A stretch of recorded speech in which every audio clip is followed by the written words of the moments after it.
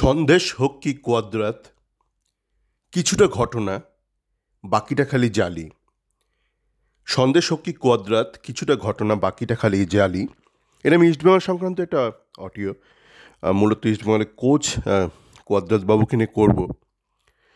আমি দেখছি গতকাল একটা পোস্ট হয়েছে ইস্টবেঙ্গল ক্লাব থেকে কোয়াদ্রাতকে নিয়ে, এবং কোয়াদ্রাত নিজে স্বয়ং নিজে প্রশংসা করে একটা টুইট করেছেন। সেই টুইটে কমেন্ট সেকশনটা পড়ছিলাম, পড়তে পড়তে দেখলাম অসংখ্য আক্রমণাত্মক কমেন্ট এসছে। কুয়াদ্রাতকে আক্রমণ করা হয়েছে বিভিন্ন ফ্যানের কাছ থেকে। কেউ কেউ অশ্লীল ভাষা ব্যবহার করেছেন, গালমন্দ করেছেন, কেউ কেউ বেশ কঠিন কঠিন প্রশ্ন করেছেন। তো আমি গালমন্দতে যাব না, এই কঠিন প্রশ্নগুলো দেখে ভালো লাগছে। কেননা কুয়াদ্রাত যখন আকাশে উঠছিলেন, সুপার কাপ জয় করেছেন, তখনই কিন্তু আমি অনেকগুলো প্রশ্ন করেছিলাম, আজকের দিনে দাঁড়িয়ে নয়। মুশকিল হচ্ছে যে আমি আমার সেই চ্যাট ফোরাম, যেটা বিগত 5.5 বছর ধরে ম্যানেজ করছি, যেখানে প্রচুর ইস্টবেঙ্গল ফ্যান লেখালেখি করছেন শুরুর দিন থেকেই, সেখানে মোটামুটি যা বলি তা ঠিক 1 বছর বাদে ঘটে, বা সেটা উপলব্ধি হয়। ঘটে তো অবশ্যই তৎক্ষণাৎ, কিন্তু সাধারণ মানুষের মনেও অন্তত 1 বছর লেগে যায় সেগুলো উপলব্ধি করতে। সে আপনার অতুলকে নিয়ে বলুন, জেসিনকে নিয়ে বলুন। আমার মনে আছে যখন আমি জেসিনকে নিয়ে লিখতাম, আমি এবং কিছু ফ্যান, খুব অল্প কয়েকজন কলকাতায়, 1-2জন ইউএসএ থেকে, তখন বাকিরা অনেকে রেড়ে করে উঠতে, জেসিনকে নিয়ে এরকম বলছো, এরকম বলছো, আপনারা এরকম লিখছেন, এই এজেন্ডা আছে, সেই এজেন্ডা আছে, বাঙালি কেরালিয়ান, জাতপাত, রেসিস্ট ফেসিস্ট, অনেকে অনেক কিছু বলতো। ঘটনা হলো, আমি আমার কর্মক্ষেত্রে কলকাতার বাইরে বেশি কাজ করেছি, এবং বিভিন্ন রাজ্যের ছেলেরা আমাকে বেশি চেনে বাঙালি ছেলেদের থেকে। যা হয় কর্মসূত্রে পুরোটা তো আপনার হাতে হয় না। কিন্তু এই যে এরকম এই সেই অনেক কিছু। তারপরে সে কোথায় জেসিন, কোথায় হিমাংশু জাংরা, কোথায় আপনার অতুল, কোথায় অনিকেত।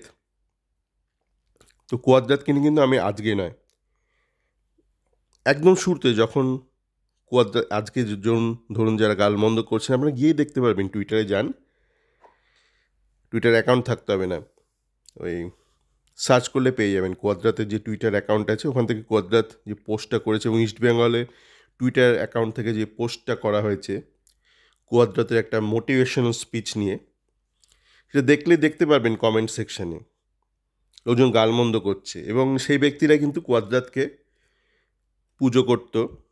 এবং যখন আমি লেখালেখি করতাম কুয়াদ্রাতকে নিয়ে, কঠিন কঠিন প্রশ্ন করতাম, তারা অনেকে গালমন্দ করতো। তো ধরুন কুয়াদ্রাত, অনেকে বলেছে আপনি তো আগে কুয়াদ্রাতের প্রশংসা করেছিলেন। হ্যাঁ, করেছিলাম। কখন করেছিলাম?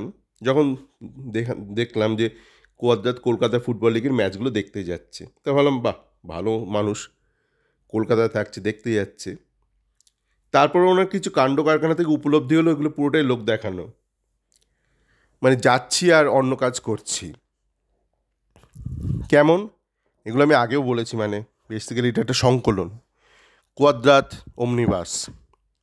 যে ঘটনাগুলো বহুদিন ধরে বলে আসছি, সেগুলোরই সংকলন, কোনো সস ছাড়া, ওই সন্দেশখালি সস ছাড়া। সন্দেশখালি ঘটনা নিয়ে আমি শুনছি, এ পক্ষ ও পক্ষ দুটোই শুনছি, বুঝতে পারছি কিছু একটা জমি সংক্রান্ত একটা মাফিয়া সমস্যা ছিল, তাতে প্রচুর সস দেওয়া আছে, প্রচুর সস, লে ছক্কা, লে সস।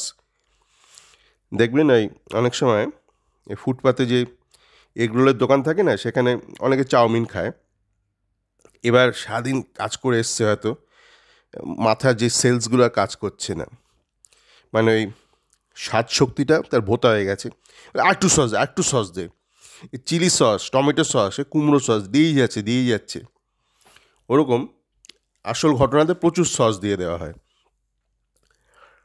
যাকে তো আমি দেখলাম, যেটা কুয়াদ্রাতের ক্ষেত্রে আসি আবার ফুটবলে, যে একটা ম্যাচে শ্যামল বেশ দুর্দান্ত একটা গোল করলো, মানে একটা বা পায় অসাধারণ গোল করলো। তারপর সব মিডিয়া ছেঁকে ধরলো, তুমি কোথায় খেলা শিখেছো, তোমার বা পা ডান পা দুটোই কি চলে, হ্যাঁ ত্যাঁ হ্যাঁ স্যাঁ। পরে ম্যাচে আমানকে নামানো হলো। আমান জঘন্য খেলছিল, প্রায় 30 মিনিটের মাথায় আমানকে তুলে নিতে বাধ্য হলো কোচ কলকাতা ফুটবল লিগে। শ্যামল নেমেই খেলাটা ধরে নিল। তো সেকেন্ড হাফে শ্যামল আবার নামলো। শ্যামল মাঠে নামার পর শ্যামল শ্যামল শ্যামল করে শ্যামলকে মাঠ থেকে তুলে নেওয়া হলো। আপনারা দেখতে পারবেন, ওই ইউটিউবে আছে এখনও, বা যেখানে সম্প্রচারিত হয়েছিল খেলাগুলো। সেই যে তুললো, শ্যামলকে নামালোই না বাকি কলকাতা ফুটবল লিগে। কিছুদিন বাদে বুঝতে পারলাম লক্ষ্যটা ছিল শ্যামল যাতে আমনকে না ছাপিয়ে যায়, কেননা এদের মূল লক্ষ্য ছিল আমনকে প্রমোট করা। দেখুন, আপনাদের যাই মত হোক, আমি বলছি টেকনিক্যালি আমান বিষ্ণুর মধ্যে প্রচুর খামতি আছে। এটা আমার মত, আপনার মত ভিন্ন হতেই পারে, এবং প্রচুর মানুষ ভিন্ন মত পোষণ করে। 98% মানুষ মনে করে আমান আর বিষ্ণু দারুণ ট্যালেন্ট, কিন্তু ওই আমার ফোরামে কিছু পার্সেন্টেজ লোক আছে, তারা কেউ কেউ কলকাতায় থাকে, কেউ কেউ বিদেশে থাকে। 2% মনে করে আমান আর বিষ্ণুর মধ্যে বেশ সিরিয়াস টেকনিক্যাল প্রবলেম আছে। আশা করি এটা ডেমোক্রেসি, আপনি 98%-এর মতামত নিয়ে খুশি, মানে 2% ভিন্ন মত পোষণ করছে, আশা করি সেটাকে আপনি সম্মান দেবেন।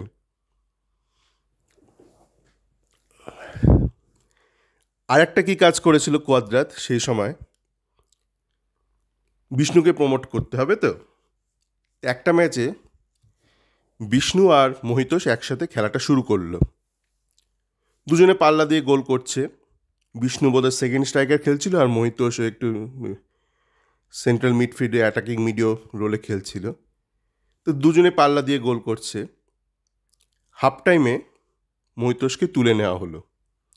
সেই ম্যাচে বোধহয় বিষ্ণু 4টে গোল করলো গোটা ম্যাচ খেলে, এবং বিষ্ণুকে সাথে সাথে প্রমোট করে দেওয়া হলো আইএসএলে। এবার মহিতোষকে 45 মিনিট বাদে তুলে নেওয়া হলো। কেন? মহিতোষ কিন্তু 45 মিনিটের মধ্যে 3টে গোল করে ফেলেছিল। বুঝলাম মহিতোষকে এই জন্যই তোলা হলো যে মহিতোষ যদি 4টে গোল করে ফেলে বা 5টা গোল করে ফেলে, তাহলে বিষ্ণুকে প্রমোট করতে পারবে না।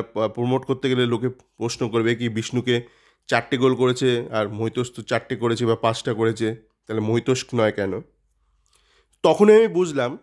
আর যেহেতু আমি ধরুন প্রচুর দেশে কাজ করেছি, ইউরোপে, ইউএসএতে, আপনার কোরিয়া, বিভিন্ন দেশে কাজ করেছি, তো বিভিন্ন দেশে মোটামুটি একটা সামগ্রিক যে একটা এথিক্স আছে সোসাইটির, সব সোসাইটির একটা থাকে, তো একটা জেনারেল সততা লেভেল, সেটা আমার জানা আছে। আমি স্পেনে কাজ করিনি, কিন্তু এমন কিছু দেশে কাজ করেছি যেখানে প্রচুর স্প্যানিশ লোক কাজ করেছে বা হিসপ্যানিক লোক কাজ করেছে। তাদের যে সোসাইটির একটা মোরাল লেভেল বা মরালিটি লেভেল, ক্রেডিবিলিটি লেভেল, এটা একটা আইডিয়া আছে, মানে আম জনতার মধ্যে কতটা সততা আছে। সে একজন ভারতীয়র মধ্যে বলুন, বা একজন ইংরেজ লোকের মধ্যে বলুন, বা একজন জার্মান মানুষের মধ্যে বলুন, বা জাপানিজ লোকের মধ্যে বলুন, এরকম বিভিন্ন যেসব দেশের লোক আছে না, সেখানে কোথাকার সোসাইটির যে এথিক্স লেভেল একটা আইডিয়া তো আছেই আমার, যেহেতু কাজ করতে হয়েছে আমাকে, মানে বইয়ে পড়া অভিজ্ঞতা নয়, তো একদম হাড়ে হাড়ে অভিজ্ঞতা। তো সেই জন্য দুয়ে দুয়ে করে নিলাম যে ও তাহলে কোয়াদ্রাতবাবু এইভাবে কাজটা করেন। তো আরও কিছু ব্যাপার আছে, এরকম অসংখ্য আছে। আমি আরেকটা উদাহরণ দিচ্ছি। এই যে আইএসএলে উইন্টার উইন্ডোতে দুজন বিদেশিকে নিয়ে এলো, ট্রান্সফার মার্কেটে তাদের প্রোফাইল দেখলাম, যতটুকু দেখা সম্ভব। আমি তো আর ইস্ট বেঙ্গলের দায়িত্বে নই, আমি আমার পেশায় রয়েছে, আমি জাস্ট আপনার মতনই একজন সাধারণ ফ্যান, কিছুটা সময় ইস্ট বেঙ্গলকে দিই। তো দেখলাম তাদের পেডিগ্রি ভালো, এবার তাদের ফিটনেস লেভেল যে শূন্য সেটা আমি কী করে জানবো? আমি তো আর ওই এজেন্টের সঙ্গে কাজ করছি না। মানে এরকম প্রচুর ইস্ট বেঙ্গল ফ্যান আছে যারা খুব অ্যাক্টিভ, ধরুন সোশ্যাল মিডিয়ায়, ফেসবুক, টুইটারে, মূলত টুইটারে। তাদের পেশা এটা, তারা নিজেরা ডাইরেক্টলি বা ইনডাইরেক্টলি এজেন্টের সঙ্গে কাজ করে, বিভিন্ন এজেন্টের ক্যান্ডিডেটকে পুশ করে। তো তারা দেখবেন মাঝে মধ্যে কোনো একটা প্লেয়ারকে নিয়ে খুবই মানে হাইপ করছে। তো যাক আমি আমার কাজের মাঝে যতটা সম্ভব দেখেছিলাম প্রোফাইল ভালো, কিন্তু তাদের ফিটনেস লেভেল যে একদম তলানিতে সেটা তো আমার জানার কথা নয়। এবার টুর্নামেন্ট যখন হয়ে গেল, ইস্টবেঙ্গল কোয়ালিফাই করতে পারলো না সুপার সিক্সের জন্য। কুয়াদ্রাত কিন্তু এটা মিডিয়াকে বলেছে এবং এটা একাধিক জায়গায় বেরিয়েছে যে কুয়াদ্রাত জানতো যে এই দুটো প্লেয়ার ভিক্টর এবং যে ব্রাউন বা ফেলেসিও ব্রাউন, এদের দুজনেরই ফিটনেস লেভেল 15-20 মিনিটের বেশি নয়। তাহলে কুয়াদ্রাত এদেরকে আনলো কেন?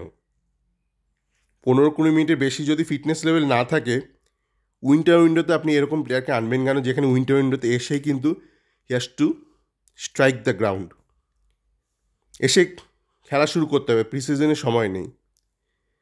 তো এখান থেকে বোঝা যায় যে এই ব্যক্তি হিসেবে এর credibility is not beyond suspicion, মানে সন্দেহাতীত নয় এই ব্যক্তির বিশ্বাসযোগ্যতা। আর যদি আপনি বলেন রেলিভেন্ট ওয়ার্ক এক্সপিরিয়েন্স, এখনও ইস্টবেঙ্গল ফ্যানদের মধ্যে অনেক অজ্ঞতা আছে যারা মূলত হোয়াটসঅ্যাপ ইউনিভার্সিটি নির্ভর জীবনযাপন করেন। সারাক্ষণ হোয়াটসঅ্যাপে কী আসছে ফিড সেইটা পড়েন, নিজে থেকে কিছু খোঁজেন না। তাদের মধ্যে এখন এমন একটা ভ্রান্ত ধারণা আছে। আমি একটা টুইট শেয়ার করেছি, ওই যে কুয়াদ্রাতের যে টুইট তার একটা কমেন্ট একজন লিখেছেন যে আপনি তো ইউথ ডেভেলপমেন্টে একাডেমিতে প্রচুর কাজ করেছেন, আপনার দুর্দান্ত অভিজ্ঞতা, সেইটা নিয়ে আপনি ভারতীয় ন্যাশনাল টিমের সেবা করুন, প্লেয়ার তৈরি করুন। আমি জানি না মানে কোন প্ল্যানেটে এই কুয়াদ্রাত এই কাজটা করেছে, কারণ আমি আমার বারংবার অডিওতে বলেছি আপনারা নিজেরা একটু দেখে নিন, খালি শুনছেন কি বসে বসে, নিজের একটু কাজ করুন, একটু খোঁজ খবর করুন, মাথাটা কাজে লাগান। খালি কান দিয়ে শুনছেন। ভগবান দুটো কান দিয়েছে ঠিকই, একটা বিশাল মাথাও দিয়েছে, দুটো চোখও দিয়েছে। যান না ট্রান্সফার মার্ট খুলুন, কুয়াদ্রাত ম্যানেজার হিসেবে চেক করুন। ভারতের বাইরে কুয়াদ্রাত কোচ হিসেবে একদিনও কাজ করেনি, হেড কোচ হিসেবে বা সেই আপনার সিনিয়র টিম বলুন বা ইউথ ডেভেলপমেন্টে। তো যেই ব্যক্তি ভারতের বাইরে একদিনও কাজ করেনি, তার 55 বয়স হয়ে গেছে, সে কী করে মানে ইউথ ডেভেলপমেন্টের ওই হয়, মানে যে মাসিয়াহা হয় বা পোড় খাওয়া কোচ হয়, মানে এরকম কিন্তু এখনও ধারণা রয়েছে বেশ কিছু ইস্টবেঙ্গল ফ্যানের। তো এটাই বলার ছিল। আমি মনে হয় না নতুন কিছু বললাম আজকে। বেসিক্যালি একটা কুয়াদ্রাত সংকলনই হলো, কিছুটা ঘটনা, জমি নিয়ে যে সমস্যা, কিছুটা গাজোয়ারি, কিছুটা আপনার ওই মাফিয়া টাইপ, আর বাকিটা খালি জালি। ওই কুয়াদ্রাতকে তো 2000 দেওয়া হয়নি, উনি মানে এরকম এই ধরনের কাজকর্ম অনেক করেছেন, করে চলেছেন, আগামী দিনও করবেন আশা করছি। ক্লেটনকে তো রেখেই দিয়েছেন ওনার পিঠ চুলকে দেওয়ার জন্য। তো এই চলছে, দেখা যাক কী হয়। সকলে ভালো থাকবেন।